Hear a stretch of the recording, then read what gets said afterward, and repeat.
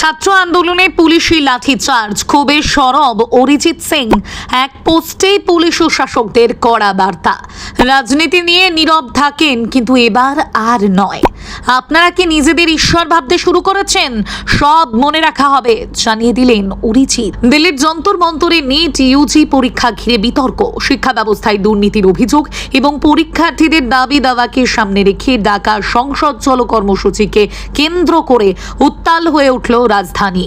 আন্দোলনকারীদের মিছিলে পুলিশি বাধা, লাঠিচার্জ এবং কাঁদানে গ্যাসের ব্যবহার নিয়ে দেশ জুড়ে তীব্র বিতর্ক শুরু হয়েছে।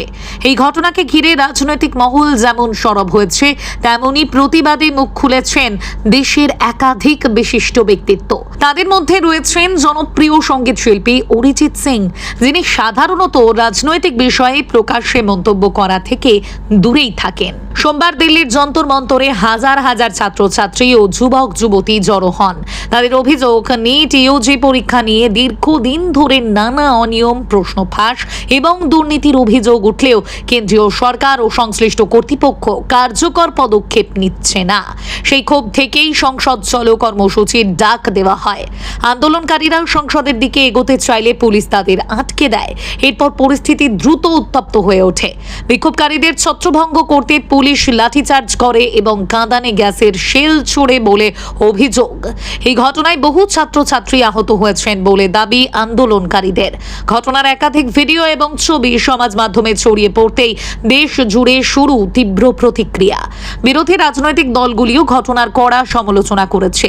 একই সঙ্গে সমাজের বিভিন্ন ক্ষেত্রের বিশিষ্ট ব্যক্তিরাও পুলিশের এই পদক্ষেপ নিয়ে প্রশ্ন তুলেছেন। এই ঘটনার পরে নিজের ব্যক্তিগত সমাজ মাধ্যম অ্যাকাউন্টে ক্ষোভ প্রকাশ করেছেন অরিজিৎ সিং। রাজনৈতিক বিষয়ে খুব কমই মন্তব্য প্রকাশ করতে দেখা যায় তাকে, তবে সাম্প্রতিক কয়েকটি গুরুত্বপূর্ণ সামাজিক ও মানবিক ইস্যুতে তিনি নিজের মতামত জানিয়েছিলেন। এবার ছাত্রদের উপর পুলিশি লাঠিচার্জের ঘটনার পর তিনি নীরব থাকেননি। অরিজিৎ তার পোস্টে লেখেন, এবার তো ছাত্রছাত্রীদেরও মারধর করা হচ্ছে। দিল্লি পুলিশের কাছে আমার প্রশ্ন, আপনাদের কি একবারও লজ্জা করছে না? আর নেতা মন্ত্রীদের বলছি, কি চলছে এগুলো? আপনারা কি সত্যি নিজেদের ঈশ্বর বলে ভাবতে শুরু করেছেন? সবকিছুর হিসেব মানুষ মনে রাখবেন এই পৃথিবীতে একমাত্র স্থায়ী সত্য হলো পরিবর্তন।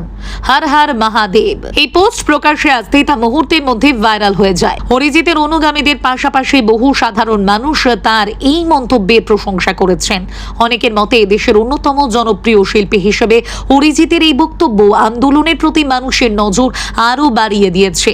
আবার অন্য একাংশের দাবি, সমাজের গুরুত্বপূর্ণ বিষয়ে শিল্পী, সাহিত্যিক এবং সাংস্কৃতিক ব্যক্তিত্বদের আরো বেশি করে মুখ খোলা উচিত। অরিজিৎ সিং অতীতেও কিছু সামাজিক ইস্যুতে নিজের অবস্থান স্পষ্ট করেছেন। বিশেষ করে আরজিকর হাসপাতালের ঘটনা নিয়ে তার প্রতিবাদী পোস্ট যথেষ্ট আলোচনায় এসেছিল। সে সময়েও তিনি বিচার ও স্বচ্ছ তদন্তের দাবি তুলেছিলেন। ফলে এবার দিল্লির ছাত্র আন্দোলন নিয়েও তার সরব হওয়া নতুন করে আলোচনার জন্ম দিয়েছে।